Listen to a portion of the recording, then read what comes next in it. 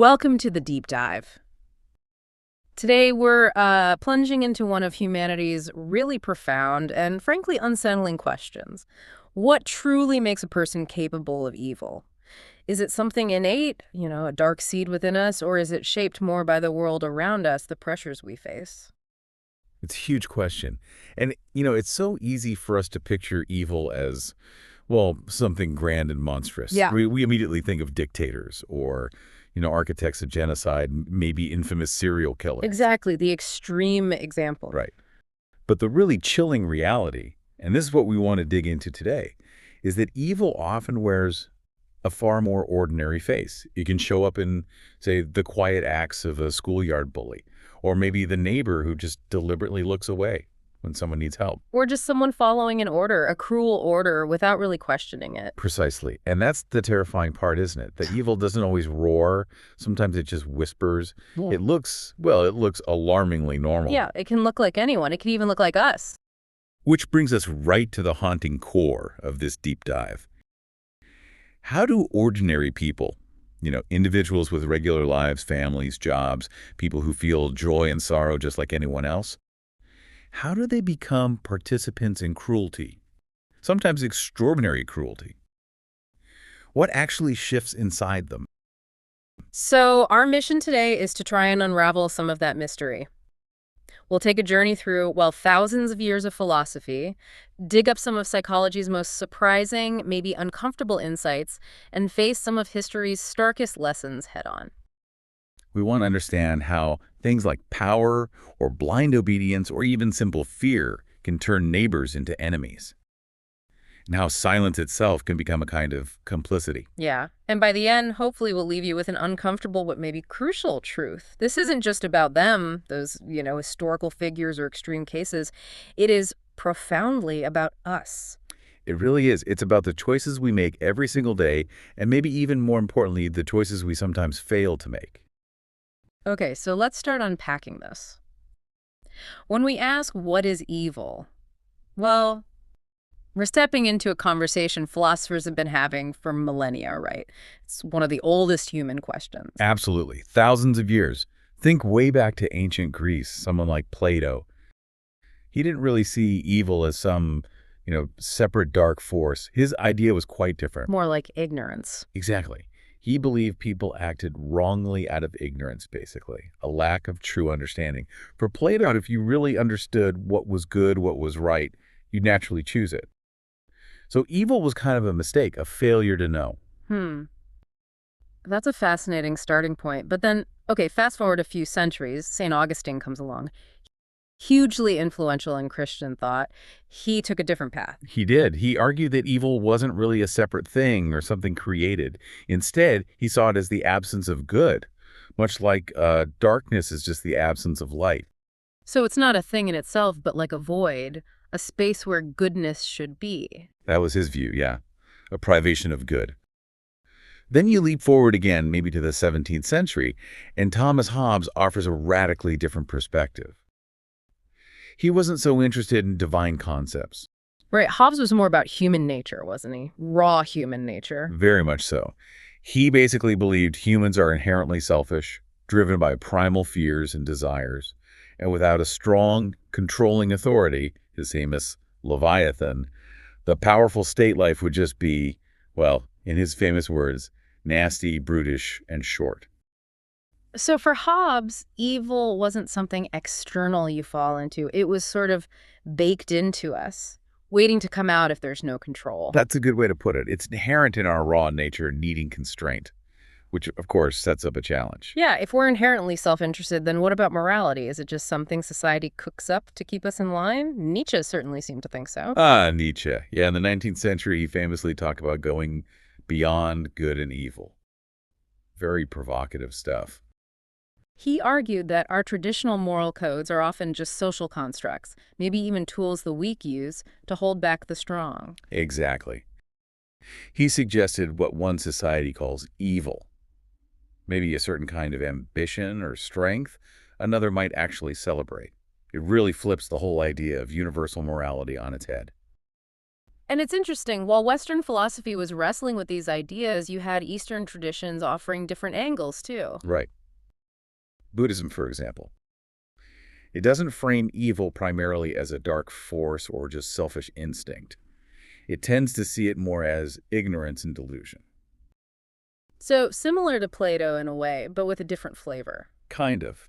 From the Buddhist perspective, people cause harm because they lack clear understanding, they're trapped in cycles of desire or hatred, they don't fully grasp the consequences or the interconnectedness of things. So, when you boil it down, whether you look east or west, this core philosophical question just keeps coming back, doesn't it? Is evil something we're born with, part of our basic makeup? Or is it something we kind of fall into through misunderstanding, lack of clarity, losing control? It's a debate that's still very much alive. No easy answers there. Okay, so philosophy debates the nature of evil, but psychology, it takes a different tack, maybe a more chilling one. It asks how. How can ordinary people, people like us, actually commit acts that seem purely evil? Right, psychology brings it into the lab, into observable behavior. And one of the most famous and frankly disturbing experiments here was Stanley Milgram's obedience study back in the 60s. The shock experiments, yeah, most people have heard of those. Exactly. Volunteers thought they were helping a learning study. They were told to give electric shocks to another person, actually an actor, for wrong answers. The shocks weren't real, but the participants believed they were. And the result was pretty staggering. It really was. Over 60% of these perfectly ordinary people kept administering what they thought were increasingly dangerous, possibly even fatal shocks. Why? Simply because an authority figure in a lab coat told them to keep going. It just shattered that comfortable idea that only bad people do bad things, didn't it? Completely. Milgram showed how powerful the pressure from authority can be. It can make everyday folks cause immense harm, even when it goes against their own conscience. It really blurred the lines. And building on that unsettling finding, you have Philip Zimbardo's Stanford Prison Experiment a decade later, in '71. Ah, yes, the prison experiment. Equally notorious, maybe even more so in some ways. College students, psychologically screened as healthy, randomly assigned to be guards or prisoners in a mock prison. And things went south really fast. Incredibly fast. Within days, the guards started humiliating and abusing the prisoners. It got so bad the experiment, planned for 2 weeks, had to be stopped after just 6 days. And that's where Zimbardo came up with this idea of the Lucifer effect, right? Yes. His point was that it's not always about inherently evil people. It's often about how ordinary individuals can turn cruel when you put them in specific situations, situations with power imbalances, assigned roles, and systems that encourage dehumanizing the other group. When the uniform or the title kind of strips away personal responsibility. Exactly. Behavior can change dramatically. And importantly, this isn't just confined to labs or mock prisons. Psychology helps us see evil operating in less dramatic, but maybe more pervasive ways. Like everyday micro-evils. Precisely. Things like bullying in schools, subtle prejudices in the workplace, nasty online harassment, or systemic issues like racism and sexism. Each one might seem small on its own, maybe easy to dismiss. But they add up. They chip away. They slowly create cultures where cruelty starts to feel, well, normal, tolerated, even expected sometimes. And maybe that's the most terrifying insight from psychology, that evil often hides in plain sight. Not in monsters, but in systems, in habits. And in silence. The silence that allows it to grow. Yeah. So when we think evil, the mind often jumps to those classic villains, you know, the Hitlers, the Stalins, the serial killers, figure consumed by what seems like pure hatred. Right, the archetypes. But history, when you look closely, often tells a more frightening story. The biggest atrocities. They're frequently carried out not by obvious monsters, but by ordinary people, just following orders. And that brings us to Hannah Arendt, the political philosopher, and her incredibly powerful phrase. The banality of evil. Yes. She came up with that while covering the trial of Adolf Eichmann. He was a key Nazi bureaucrat, instrumental in organizing the logistics of the Holocaust. And what shocked her, and so many others, was that he didn't seem like a demon. He seemed, ordinary. Utterly ordinary, gray, Oh. unremarkable. He just kept insisting he was just doing his job. But his job involved organizing the trains that sent millions to their deaths. He wasn't foaming at the mouth. He was a civil servant, a manager. A cog in the machine of destruction, as she put it. That's the horrifying banality, that evil on that scale can look like paperwork, like bureaucracy. And it's tempting to think, okay, that was then Nazi Germany. But this pattern, it repeats, doesn't it? Sadly, yes. Look at Rwanda in 1994. In just 100 days, nearly 1 million people slaughtered. And it wasn't all soldiers. It was neighbors turning on neighbors, often with machetes, driven by fear or just blind obedience to the hateful propaganda being pumped out. Or Yugoslavia in the 1990s. Communities that lived together for decades suddenly ripping each other apart in ethnic cleansing. Again, ordinary citizens carrying out unspeakable acts, caught up in the system, the ideology of division. People who were friends, colleagues, suddenly becoming perpetrators. Even going back further, the Partition of India in 1947. Hindus, Muslims, Sikhs, living side by side, then suddenly becoming enemies. Leading to over 1 million deaths in riots and massacres. Again, fueled by fear, anger, propaganda, spreading among ordinary people, not just orchestrated from the very top down. So history forces us to ask this really hard question. What makes normal, everyday people capable of such extraordinary cruelty?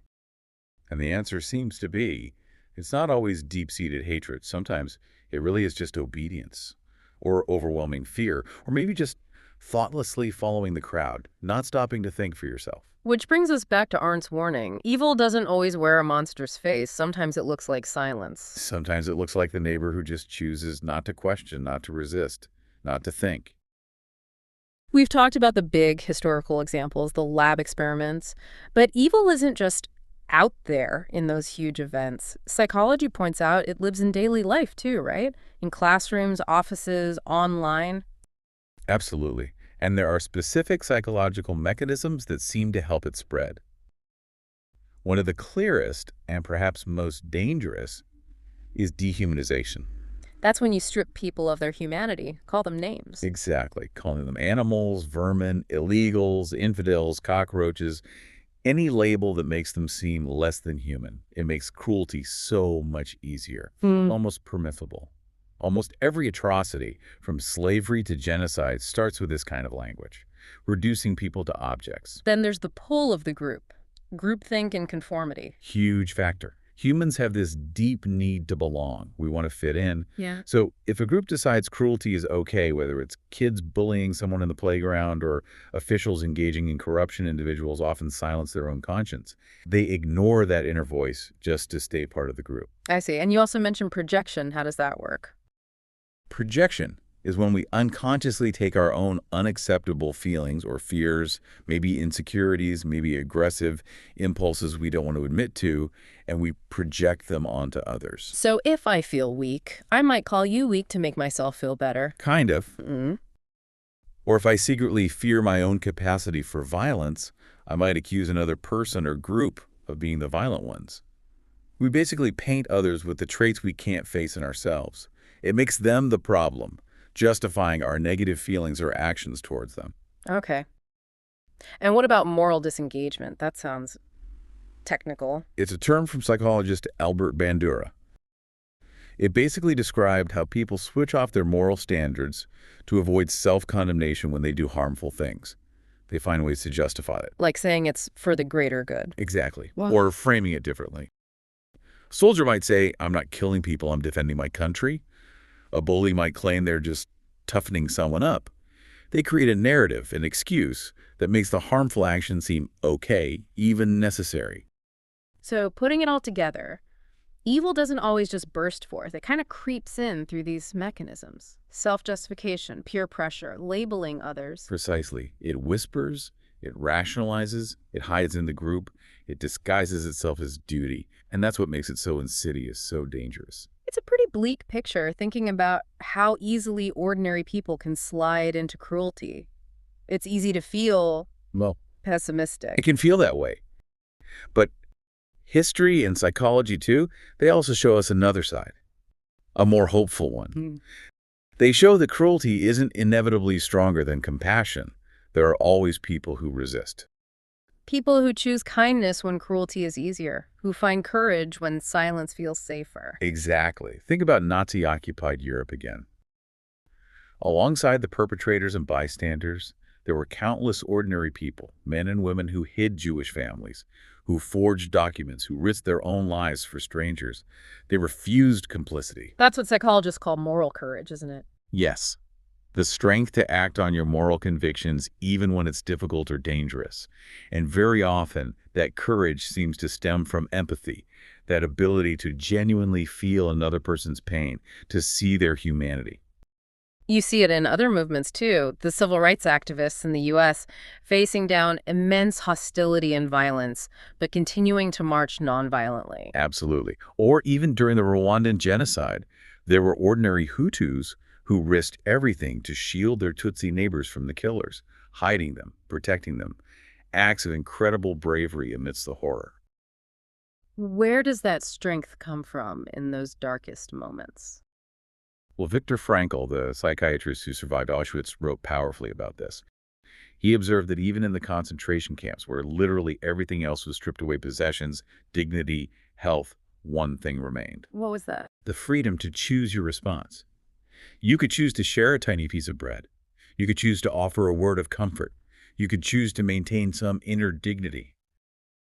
Suffering might take everything else, Frankl argued. But that final freedom, the freedom to choose your attitude, your action remains. And maybe that's the ultimate antidote, recognizing that freedom, that responsibility within ourselves. I think that's a huge part of it. We aren't just puppets of circumstance or authority. We have this capacity to choose, to transcend the pressures, to act according to our values. And that choice can be contagious too, right? Like the opposite of groupthink. Exactly. If evil can spread, so can courage. When one person stands up, it often gives others the strength to do the same. It starts to break down the walls of silence. Small acts of goodness can sometimes echo much louder than cruelty.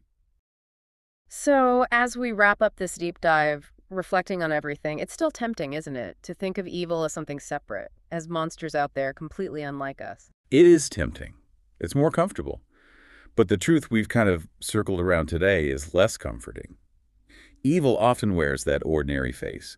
It hides in obedience, in silence, in those small, everyday choices. And, almost scarily parallel, goodness also hides in the ordinary, in that one voice saying no, in a neighbor's simple kindness, in a stranger's empathy. Yeah. And psychologists, philosophers, historians, they all seem to converge on this core idea. Right. We all carry the potential for both, for profound good and for terrible evil. So the crucial question isn't just, does evil exist? We know it does. It's more like, will we recognize its potential within ourselves before it's too late, before we make the wrong choice? Viktor Frankl's wisdom feels really central here. We can't always choose what happens to us, the suffering life throws our way, but we can always choose our response. And it's in that choice. That's where evil is resisted. That's where humanity is preserved. I believe so. That's where our agency lies. So maybe the deepest lesson here is that evil isn't just out there. It lives in the systems we build, yes, but also in the silence we keep, the fears we project. And the best safeguard against it. It's not armies, not walls. No, it's something much more personal. It's empathy, it's courage, and it's that quiet, ongoing act of reflection, thinking about our choices. If evil begins with small steps. Then so does goodness, remember that.